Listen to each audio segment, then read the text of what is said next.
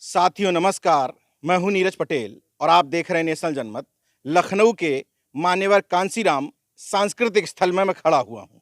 एक ऐसी क्रांति होती है जिसमें ना शब्दों की ज़रूरत होती है, ना भाषण की ज़रूरत होती है। उसको कहते हैं साइलेंट रिवोल्यूशन, यानी कि शांत क्रांति। इस पार्क में पंचशील संघ ने जो करके दिखाया है वो निश्चित तौर पर एक मील का पत्थर साबित होने जा रहा है। कोई भाषणबाजी नहीं है, महापुरुषों की विचारधारा है, पंचशील ध्वज है। और ये संघ बना करके जितने लोग आप देख रहे हैं, ये सभी लोग सुबह यहाँ जुटते हैं और जो मैंने यहाँ दिखाया वही सारी चीज़ें यहाँ पर प्रक्रियाएं होती हैं। ये कब, पहले तो आप अपना परिचय दीजिए। मैं आर.के. राम हूँ और मैं सेवानिवृत्त हूँ सिंचाई विभाग से। यहाँ जो है हम लोग देखें कि सारे नौकरी करने वाले या रिटायर्ड कर्मचारी सभी लोग आते हैं। तो यहाँ जो हमारा बहुजन समाज है, SC, ST, OBC के लोग, तो हम लोग यहाँ बैठ कर के एक्सरसाइज करते थे। तो सोचे कि क्यों ना हम लोग जो है एक हमारे पूर्वज जो है सारे के सारे बुद्ध के अनुयायी थे और बुद्ध एक चूँकि साइंटिस्ट का रिसर्च था और तर्क पे आधारित था और हमारे पूर्वज भी इसको मानते थे। तो हम लोग ये सोचे कि यहाँ पे पंचशील का एक झंडा लगा करके उस झंडे के नीचे हमारे पूरे बहुजन समाज यहाँ इकट्ठा हो। और ये 27 अगस्त से हम लोग यहाँ शुरू किए थे और 27 अगस्त से हमारे सारे के सारे OBC, SC, ST के लोग यहाँ इकट्ठा होते हैं 7 बजे और प्रेयर करते हैं, बुद्ध वंदना करते हैं। और बुद्ध वंदना करने के बाद में फिर अपने अपने जो एक्सरसाइज करता है नहीं अपने घरों पे चले जाते हैं। 27 तारीख को हम लोगों ने निर्णय लिया कि 1 सितंबर को पेरियार ललई सिंह यादव का जन्म दिवस है।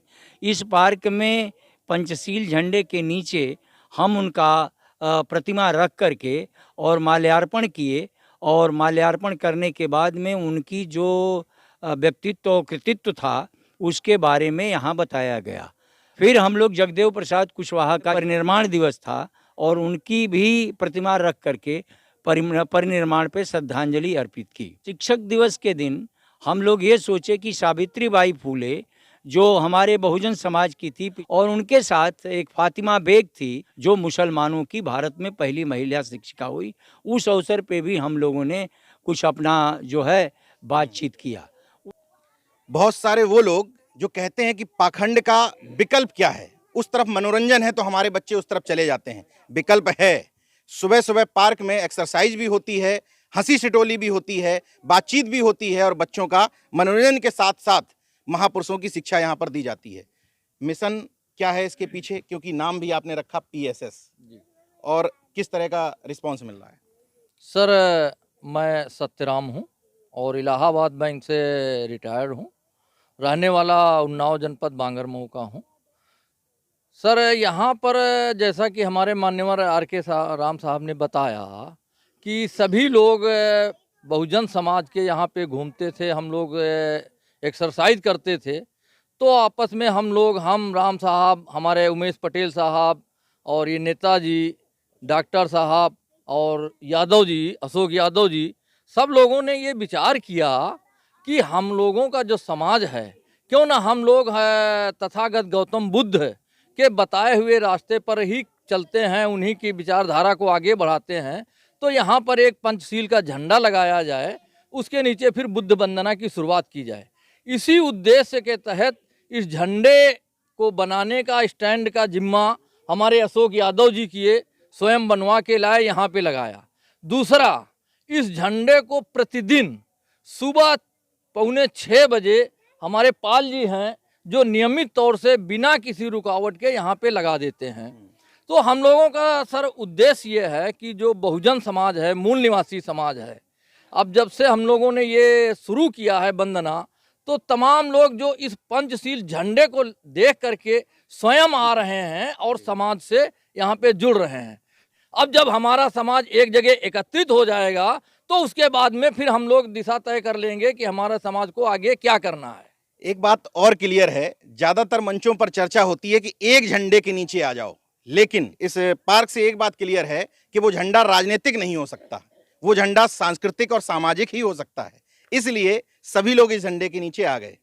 आप कितने दिनों से आ रहे हैं यहाँ? मैं शुरुआत से आ रहा हूँ। मेरा परिचय है उमेश पटेल, प्रधान। मैं उन्नाव का रहने वाला हूँ, यही लखनऊ में रहता हूँ। और जब से हमारे राम साहब, तमाम साथियों जी, ये चर्चा हुई कि हम लोग जो है बुद्ध ने इस दुनिया में एक शांति का उपदेश दिया है, तो कम से कम आने वाली पीढ़ियों को, लोगों को, हमको धीरे धीरे, हमारा उद्देश्य है कि उसकी चर्चा हम लोगों को करनी चाहिए। तो बैठ के हम लोगों की चर्चा होती थी कि बुद्ध जी ने 5 जगह 5 लोगों को उपदेश दिया था, आज पूरे विश्व में उनकी चर्चा होती है। तो कम से कम इस मिशन को लगातार हम लोग बढ़ाए रखें। और बौद्ध ने एक जो उद्देश्य दिया है, सबसे बड़ी बात यह है कि हमेशा उन्होंने शांति का उपदेश दिया है। और हम लोगों को सबसे प्यारे ये लगते हैं कि बुद्ध जी, हमको कहीं भी कांटा भाला फरसा ये नहीं दिखाई देता है, तो हमको सबसे प्यारे इंसान वही लगते हैं, क्योंकि और यहाँ हम लोग अपना अस्त्र शस्त्र की जरूरत कोई नहीं है। अस्त्र शस्त्र की जरूरत नहीं, क्योंकि उन्होंने पूरे देश को शांति का उपदेश दिया है ना। उनको कांटा भाला फरसा की कहीं ज़रूरत नहीं है।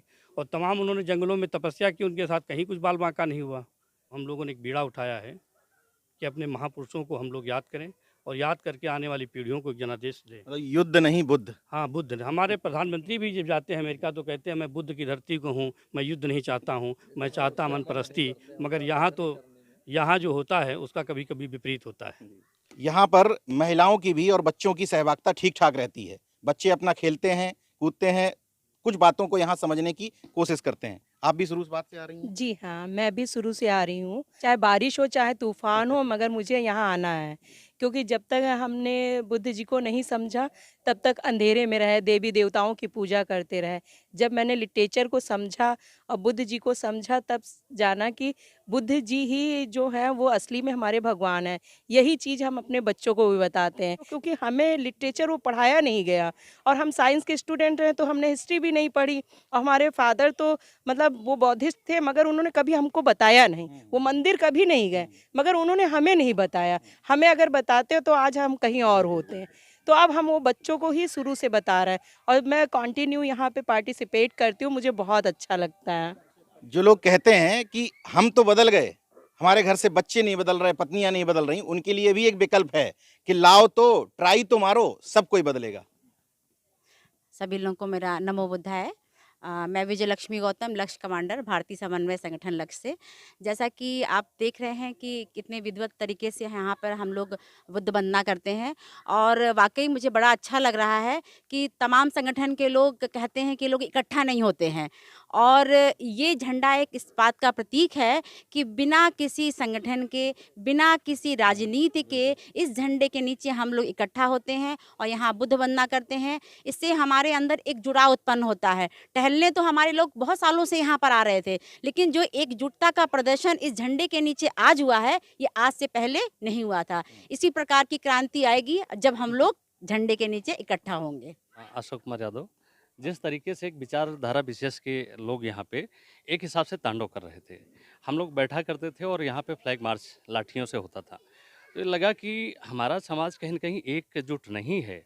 और जिस तरीके की चीज़ें लगातार हो रही हैं विगत 7-8 साल से, तो लग रहा है कि आगे चल के हम लोगों का वो स्थिति आने वाली है कि अपने सम्मान को, स्वाभिमान को बचा नहीं पाएंगे, और जो हमारे पूर्वजों ने हमें दिया है। जिस दिन अखिलेश यादव जो पूर्व मुख्यमंत्री रहे, जब उनका घर गंगा जल से धुलवाया जाता है, तब लगता है हम भी शूद्र हैं, नहीं तो उनको सब हरा हरा दिख रहा था। तो ऐसे में हम लोगों को एकता के इस प्रतीक के नीचे आने की जरूरत है। मुख्य उद्देश्य ये है कि हमारा समाज तमाम आडंबरों में, तमाम कुरीतियों में जो जकड़ा हुआ है, उससे निकल करके हमें सबसे पहले शीलों का पालन करना चाहिए। जो भगवान बुद्ध का धम्म है वो समता, स्वतंत्रता, बंधुता और न्याय पर आधारित है, जो हमारे संविधान में भी उसी चीज़ को बाबा साहब डॉक्टर अम्बेडकर ने लिखा है। तो हमें सब में जितने भी मानव एक समान है, और सबको एक समानता का, बंधुत्व का भाव रखना चाहिए। और इसी भावना के साथ हम लोगों ने ये कार्यक्रम शुरू किया है, जो कि सबके सहयोग से बहुत अच्छा चल भी रहा है। मैं सुनील गौतम और मैं यहाँ पे रेगुलर आता हूँ। जैसे ही भगवान बुद्ध का आप नाम लेते हैं, आपके अंदर समता, बंधुता, करुणा और पाखंड जो है दूर दूर तक नहीं निकल जाता है। तो हमारा समाज यदि भारत को प्रबुद्ध और बड़ा महान यदि देश बनाना है, तो ज़रूर जो है हमको बुद्ध के सिद्धांतों पे, भगवान बुद्ध के रास्ते पे ही आगे बढ़कर हम इसको बड़ा बना सकते हैं। तो जिस दिन हम अपने श्रवण परंपरा को मजबूत कर दिए, भारत को कोई नहीं रोक सकता है, अपने देश को, अपने लोगों को कोई बड़ा बनने, महान बनने से कोई नहीं रोक सकता है। राजनीतिक क्रांति अपनी जगह है और सामाजिक और सांस्कृतिक परिवर्तन अपनी जगह है। ये स्थल निश्चित तौर पर इस सामाजिक और सांस्कृतिक बदलाव का प्रतीक बनेगा। इस वीडियो को देखने वाले 3 तरह के लोग होंगे। एक वो लोग जो इसको देखने के बाद उसमें कुछ कमियां ढूंढेंगे, सुझाव बताएंगे, उनका भी स्वागत है। दूसरे तरह के वो लोग जो इसको देख करके खुश होंगे, वीडियो शेयर करेंगे।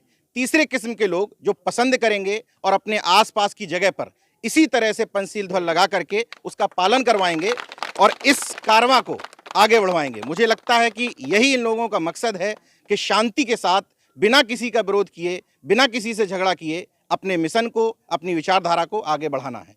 देखते रहिए नेशनल जनमत, जागरूक और सजग बने रहिए। जय विज्ञान, जय संविधान।